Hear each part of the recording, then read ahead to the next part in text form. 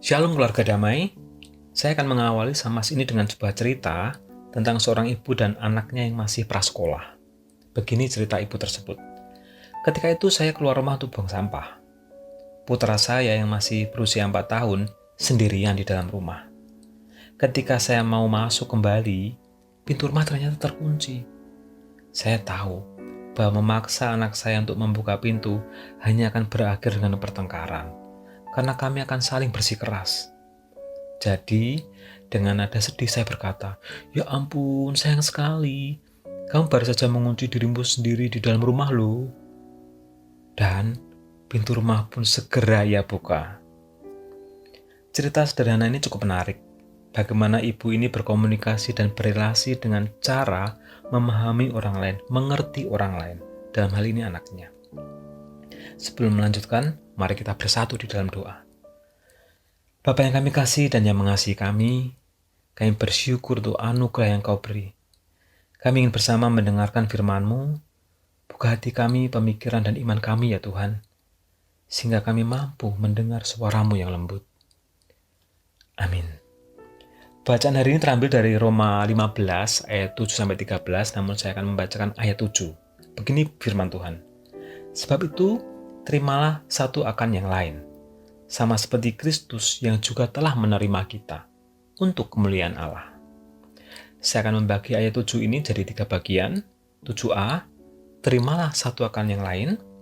7b, sama seperti Kristus juga telah menerima kita. 7c, untuk kemuliaan Allah. Keluarga damai, perikop hari ini adalah bagian dari dari 4 perikop yang isinya adalah penerapan praktis tentang orang percaya dan hukum kasih. Nah, di ayat 7 ini fokus tentang penerimaan. Kemampuan penerimaan akan orang lain akan membantu kita memahami orang lain, seperti cerita ibu dan anaknya tadi. Nah, kita akan bersama-sama merenungkan 2 aspek mengenai penerimaan, yaitu mengapa dan bagaimana. Yang pertama adalah mengapa. Mengapa sih kita perlu memiliki sikap penerimaan kepada sesama? Jawabnya yang pertama adalah dari ayat 7b. Sama seperti Kristus juga telah menerima kita. Yesus telah memberikan teladan bagaimana menerima kita apa adanya. Sehingga penting bagi kita untuk meneladani konsep penerimaan ini. Dan yang kedua adalah dari ayat 7a. Terimalah satu akan yang lain. Hal ini memang diperintahkan Tuhan. Kata yang dipakai ya kata perintah, terimalah. Bukan menerima atau kuterima atau diterima. Perintah Tuhan di sini sangatlah jelas dan tegas. Nah, setelah kita tahu alasannya, terus bagaimana caranya untuk kita bisa menerima dan menghargai orang lain? Nah, ada beberapa cara. Yang pertama adalah tanamkan di benak kita bahwa orang lain itu penting. Caranya, mengakui bahwa setiap orang yang kita temui adalah putra Tuhan. Karena putra Tuhan, maka orang yang kita temui itu orang penting. Tuhan pun menganggap manusia ciptaannya penting, sampai menjadi target keselamatan. Nah, latihannya cukup sederhana. Coba untuk memperlakukan setiap orang yang Anda temui seakan-akan ia adalah orang terpenting. Nah, dalam setiap sikap dan ucapan kita akan secara otomatis mengekspresikan bahwa orang tersebut penting bagi kita. Yang kedua, mari kita memperhatikan orang lain. Saya sering memperhatikan anak-anak kecil. Mereka sering mendambakan dirinya untuk diperhatikan. Lihat pa, lihat ma, lihat aku bisa begini, begitu. Tapi ada juga cara lain untuk meminta perhatian. Misalnya, tidak mau makan padahal sudah di meja makan. Bahkan ada juga yang melakukan tindakan yang kadang disebut, ya dalam tanda kutip kenakalan ya, untuk mendapatkan perhatian. Bahkan ada kriminolog yang mengatakan bahwa banyak kejahatan, terutama yang sensasional, dilakukan oleh orang yang tidak pernah terpenuhi kebutuhannya untuk diperhatikan. Untuk yang dewasa, keluhan-keluhan pasutri yang kadang muncul juga mirip-mirip, tidak diperhatikan pasangan. Keluarga damai, dalam sebuah buku hubungan antar manusia, disebutkan bahwa sebagian orang merasa lapar akan perasaan penting, sehingga mereka benar-benar menjadi gila untuk memperolehnya. Semua orang memiliki kebutuhan mendasar untuk diperhatikan. Mengapa tidak? Kita memberikan apa yang mereka butuhkan, yaitu perhatian dan penghargaan yang jujur. Toh kita nggak keluar biaya sama sekali untuk itu. Mari kita bersama-sama belajar mengarahkan lampu sorot perhatian kepada orang lain, apapun posisi dan keadaan orang tersebut. Yang ketiga, kita perlu terus belajar menghargai perbedaan. Pada saat Anda dan saya dilahirkan ke dunia, Bapa di surga tersenyum atas kelahiran kita. Allah menciptakan masing-masing kita dengan tujuan yang spesifik, untuk kemuliaannya, untuk tujuannya. Itulah mengapa masing-masing dari kita diciptakan unik, dengan talenta, karakter, latar belakang, karunia yang berbeda-beda. Kita semua begitu beragam, tidak ada yang sama, dan tidak ada yang sempurna. Inilah titik bijaknya mengapa kita perlu menghargai perbedaan. Di sisi lain, perbedaan adalah sebuah kesempatan untuk kita belajar dan memperluas sudut pandang kita. Pasti ada ya, sesuatu yang bisa kita pelajari dari orang lain. Yang keempat, terus menyadari bahwa kita saling membutuhkan. Tidak ada orang yang bisa hidup sendirian. Setiap orang membutuhkan persahabatan, dorongan, dan bantuan. Kita butuh orang lain. Berikut adalah cara yang dilakukan oleh seorang raja di zaman Israel kuno yang bernama Salomo. Begini, berdua lebih menguntungkan daripada seorang diri. Kalau mereka bekerja, hasilnya akan lebih baik. Kalau yang seorang jatuh, yang lain akan menolongnya.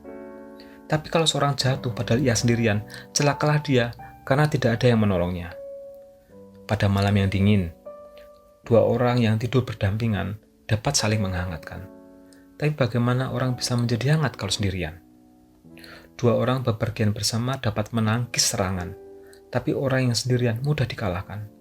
Tiga utas tali yang dijalin menjadi satu sulit diputuskan. Keluarga damai, kesadaran bahwa kita saling membutuhkan membuat kita tidak akan mengabaikan sesama dan akan terus memperkuat sense kita akan pentingnya penerimaan. Yang kelima, jangan merasa menjadi majikan orang lain. Apa poinnya? Apa artinya? Artinya, kita harus memiliki karakter rendah hati. Kenapa harus rendah hati? Karena Tuhan sendiri memberi teladan rendah hati. Filipi 2 ayat 7, Allah telah mengosongkan dirinya sendiri dan mengambil rupa seorang hamba dan menjadi sama dengan manusia. Bukankah ini suatu teladan rendah hati yang luar biasa? Yang kedua, Allah memang memerintahkan untuk rendah hati. Lukas 14 ayat 11. Sebab barang siapa meninggikan diri, ia akan direndahkan. Dan barang siapa merendahkan diri, ia akan ditinggikan. Efesus 5 ayat 21. Dan rendahkanlah dirimu seorang kepada yang lain di dalam takut akan Kristus. Di sini kita diajar untuk rendah hati. Bukan karena takut pada seseorang, tapi karena hormat kepada Tuhan yang telah menyelamatkan kita. Sekarang kita tahu mengapa dan bagaimana di dalam penerimaan sesama. Tapi masih ada satu pertanyaan terakhir, yaitu untuk apa? Untuk apa kita melakukan penerimaan terhadap orang lain? Jawabnya adalah di ayat 7 bagian C, untuk kemuliaan Allah. Apakah Anda dan saya rindu untuk memuliakan Allah? Rindu untuk menyenangkan hati Allah? Dari firman hari ini, salah satu cara untuk mendatangkan kemuliaan bagi Allah adalah penerimaan satu dengan yang lain. Biarlah relasi yang baik dengan sesama ini kita maknai sebagai salah satu bentuk penyembahan yang memuliakan Allah. Sebagai penutup, mari kita jadikan nats hari ini sebagai ayat hafalan kita. Mari kita ucapkan bersama-sama. Roma 15 ayat 7. Sebab itu, terimalah satu akan yang lain, sama seperti Kristus juga telah menerima kita, untuk kemuliaan Allah. Mudah bukan? Mari kita membuka diri bagi sesama dengan segala perbedaan yang ada. Dan biarlah melalui kehadiran kita bisa menyatakan kasih, penerimaan, dan kehangatan di tengah perbedaan. Hingga semua orang akan memuliakan Allah. Keluarga damai, selamat memasuki hari yang baru. Mari kita berusaha meninggalkan jejak ramah di dalam perjalanan kita hari lepas hari. Dengan penerimaan dan penghargaan, walaupun itu kecil. Saya yakin betapa kita akan tercengang melihat semua itu akan menghangatkan persahabatan. Persahabatan menjadi begitu hangat dan akan memunculkan kerinduan untuk pertemuan-pertemuan berikutnya. Mari kita berdoa. Bapa yang terkasih, sungguh lembut Engkau menyentuh hati kami. Tidak mudah bagi kami untuk mengimplementasikan firman hari ini. Namun kami yakin dan percaya Engkau membimbing kami untuk bisa taat mewujud nyatakan perintah-Mu. Hingga kami jadi pribadi yang semerbak, memiliki relasi yang hangat, dan membangun dengan sesama kami. Dan biarlah nama-Mu yang kami permuliakan.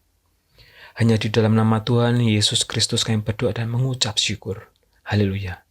Amin.